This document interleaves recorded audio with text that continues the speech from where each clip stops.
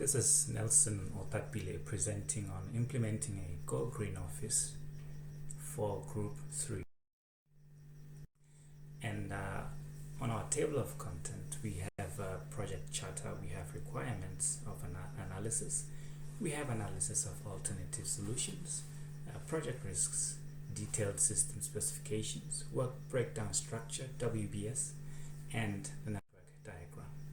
Now, on topic number 1, which is our project charter, our project charter outlines the project's purpose, its scope, its stakeholders, its objectives, and its comprehensive plan. And it ensures that all stakeholders are on the same page and are provided with a clear roadmap of what the project is all about and how it is going to be done. Now, in terms of the context and background of our project, this has been advised by the fact that in recent years, due to globalization, increasing population, and the rapid urbanization, and of course the growing middle class, there has been major global issues, which at the top of the list had to do with climate change. And this, coupling this, is the increase in human activities that have led to a considerable amount of increase in the carbon emissions into the sky, and these emissions have been forecasted, or they have been projected to be growing by a rate of about 9% every year. And now this is a major global concern. There's a major global concern because we have cases or instances where through this or by this global warming, we've got melting icebergs at the poles, we've got rising sea levels, we've got floods which are unending, we've got extreme weather conditions, droughts which are an occurrence and particularly affecting the poorer rural continent like Africa or rural Africa. And this in turn means that the livelihoods, the agricultural production, the biodiversity for tourism and so forth, the water resources are negatively impacted. And our workplaces are also no exception. They have been found to be one of the biggest consumers of energy, and at the same time one of the biggest emitters of waste which ranges from domestic to toxic. It can be gas, it can be anything that is tangible. And so our company as XYZ is also impressed or convicted as part of our duty of care, or our duty to the community, to the environment, to contribute towards this cause. Hence the need for us to change our status quo and now to pursue the Go Green Office initiative. Now, project scope, we will be looking at alternative energy sources such as solar systems that we can implement in the workplace, and we will also be looking at office waste management schemes that can be put in place to cater for all types of waste generation in the office, particularly from waste generation and segregation from source, and also looking at the possible carbon emission sources which might be present, might be there, we may not notice them, but have to be identified and mitigated against as much as possible. And we will also be looking at sustainable consumption policies and resources and training on behavior on our employees to embrace this radical change into going green. And also we will be classifying emissions into mandatory or operational and reporting sources. Now, our main deliverables are that we would like to reduce our energy consumption in our offices by 50% by the end of the year 2024. And we're also anticipating a total dependency or a total switch to solar energy by the first quarter of 2024. And with that also, we're looking at eliminating high energy consuming office equipment by the same quarter of 2024, and also achieving our certification, green, environmentally green certification by the end of 2024. And our project will be accepted only if the major deliverables have been signed off by our internal consultancy. And also, we're envisaging that more than 80% of our employees would start using or getting the buy-in of carpooling or van pooling. Then we will say this criteria has been accepted, and we will also say it has been accepted once the Go Green certificate process is at advanced stages. Now, we might be constrained, however, by the targeted budgets which we have at this point, which we're sitting at $50,000. We might be constrained also by the scope, variations in the scope that might mean that our budget is maybe we're short, we're falling short, and so we will need to add more. We might also be constrained by compliance to governing standards and regulations, legal and other requirements of the use of solar systems, particularly on a larger scale. But also we might be constrained by compliance to other quality standards and other associated risks.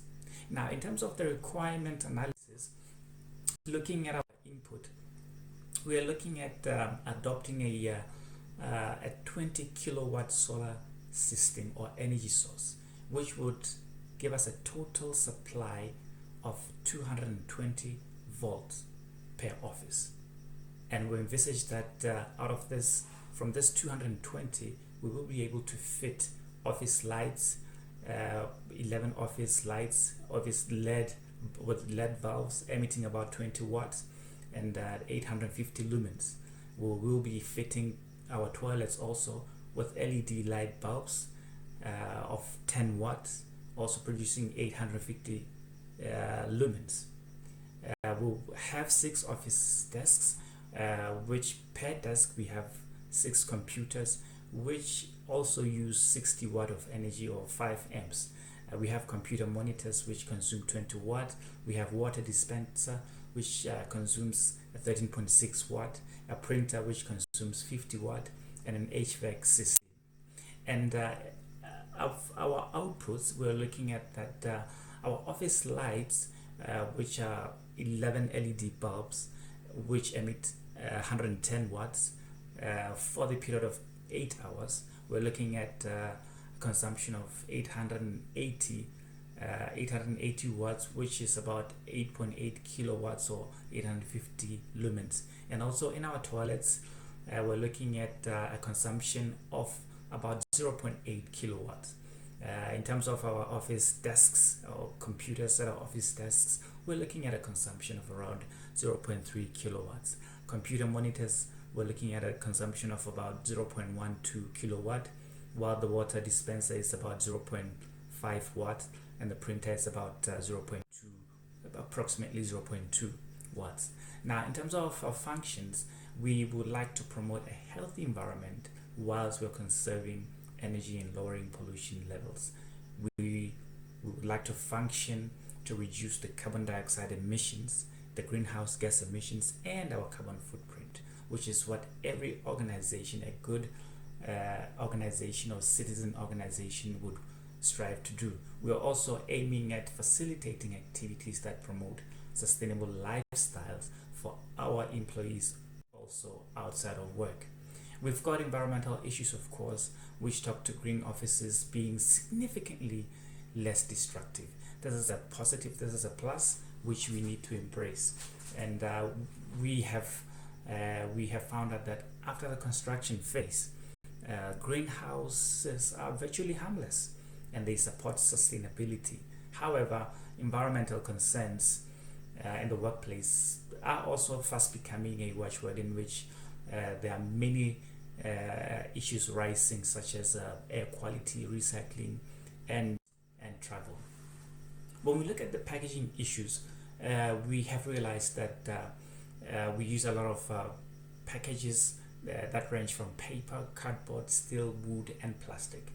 And we have drilled this down to a point where we recognize that paper, cardboard, and plastic materials make up the majority of waste from packaging. However, we're looking at the proportions of waste that ends up in the landfill sites. And plastics also now are coming up top because they're taking the top spot. It is therefore important for us as an organization to use sustainable materials, and also by promoting green packaging, reusing our materials and recycling it, avoiding the use of toxic materials, and avoiding plastic where possible, and instead using alternative materials where possible, such as wood, glass, of course, tin, and foil, and also use plastic substitutes such as bioplastics. Now, in terms of structural issues, our primary goal for the construction of this project, or for the implementation of this project of the Green Office in terms of the structure, is to use sustainable structural materials and systems to reduce its impact on the environment. We are looking at reducing our environmental impact, and the design of the office should be such that it includes materials that have continuous influence on the structure's environmental impact. For example, solar panels, the right heating insulating materials, and minimizing energy consumptions from the grid. Now, in terms of safety issues, risk assessments are always done. We have done a very extensive risk assessment. And so the risk assessment methods obviously include expert scoring methods, qualitative risk evaluation methods, decision tree analysis methods, and many other methods. And through this risk assessment, we get to a degree of where we find a degree of loss that may be caused by risk factors that can be predicted, and also we can now come up with mitigating factors or mitigating points to reduce the severity of our risk. And in terms of maintenance issues, it is also a process of preserving the condition or the situation that we would like to make, the ambience that we would want to make. And so we would want to preserve our green office by obviously using the green flooring, if you like, office flooring, where we might use materials such as bamboo for those that have access to bamboo, rubber flooring or cork flooring, or even mud. Use office furniture which is environmentally and economically beneficial and friendly. Also using lighting operations that are energy savvy, and that will save us quite a lot of money. All right, now getting into the analysis of alternative solutions. Various strategies can be adopted to ensure that our Go Green initiative and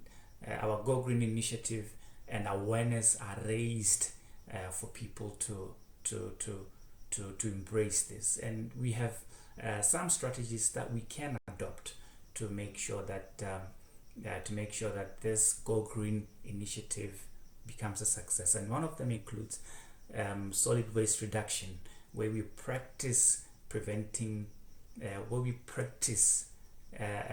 decreasing or eliminating the amount of materials initially used.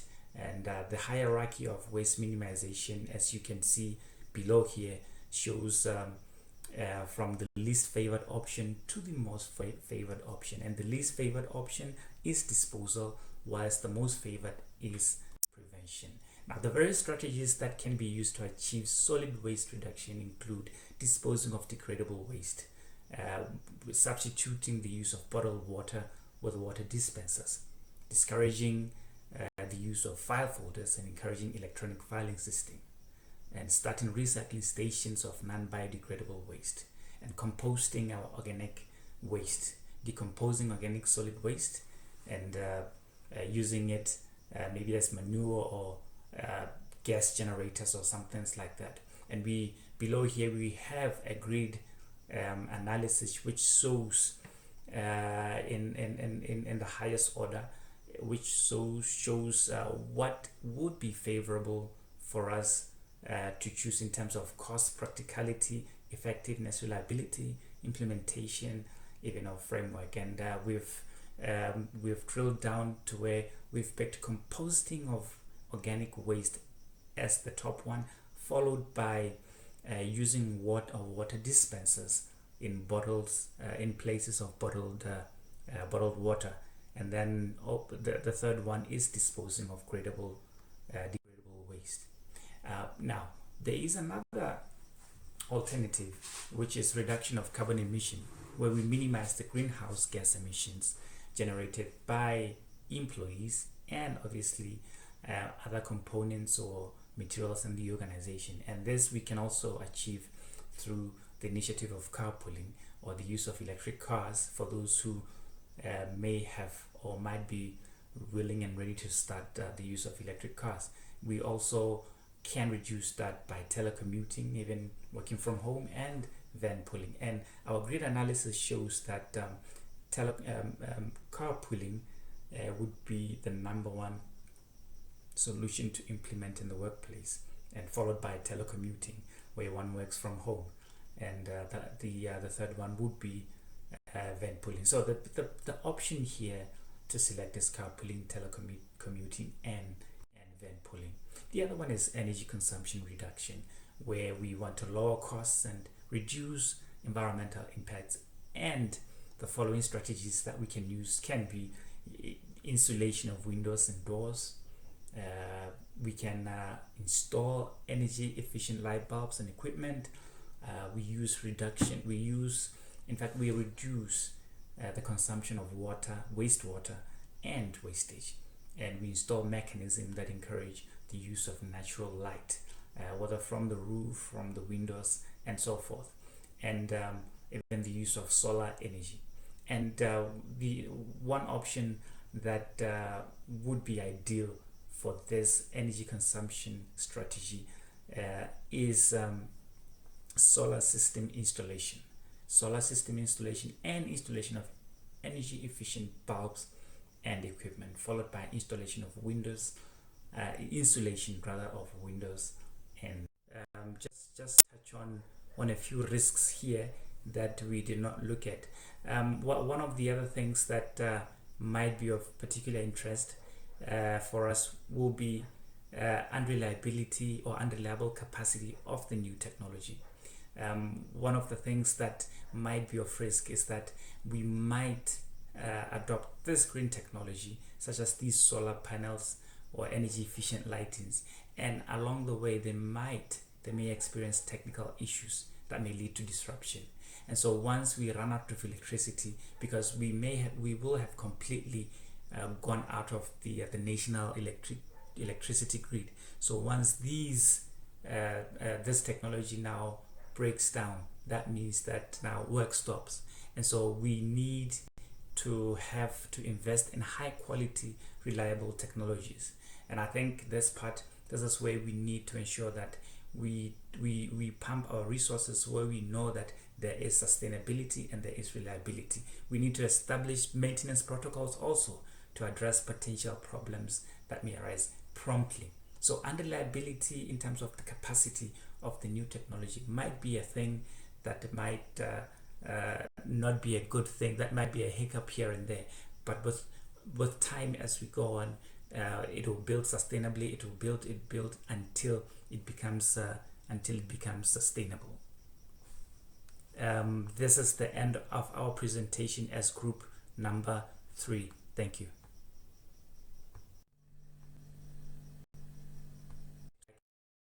Also,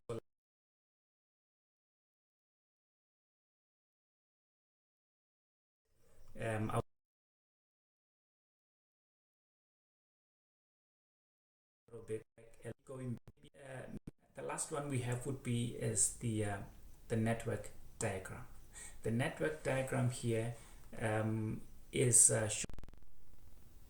so this is the network diagram, where you can see that we have a starting point and it has a finishing point, and in between is the dates for the different tasks that will be allocated to different individuals, and also the different tasks there. You can see that we have an appointment of the project committee, which is scheduled to run, or a board meeting for that, where they deliberate on on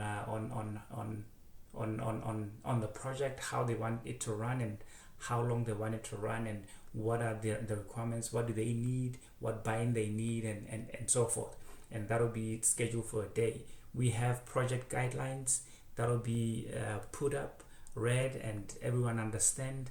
So that one, obviously, it'll also be drafted, completed in a day. We also have requirements analysis, where the team will look at the requirements analysis. We have alternative solutions analysis, also the team analyzing the alternative solutions over and above what we have. That activity or that task will be taking 2 days. We have budget allocation or the budget review, where the board or the steering committee looks at the budget and discusses and see how they can allocate it across the project, and also checking whether everything is covered within that budget. And now that will take a day, or the meeting will take a day. We have procurement also, which is scheduled to take 2 days, from the 10th to the 12th of October. And then from there we have composting of organic waste. Composting of organic waste takes roughly it takes about more than 10 days. We have installation of water dispensers once the building has been constructed and now the aesthetics are taking place. We would have where the installation of water dispenser is taking place. It'll be done for a day. We will also be having the recycling stations for waste. Also, this project will take quite a considerable number of days, more than 10 days. And then we have the carpooling initiative, where we will be trialing the carpooling for a period of about 7 days, a period of about a week plus, where we will be trialing and checking to see how people respond or how people accept the carpooling. And also there will be mass communication or information where the entire organization is alerted to know that there is this initiative now that is in full swing. There is also the issue of telecommuting, where we will trial with some of our colleagues, our employees, to work from home and see how that can go and how productive or how efficient that will be in terms of this whole arrangement. We'll be having solar system installations also that will be taking place for more than 10 days. We will be having insulation of doors and windows. And insulation of doors and windows here we mean by putting up tint or other means of ensuring that direct sunlight doesn't come in too much into the building.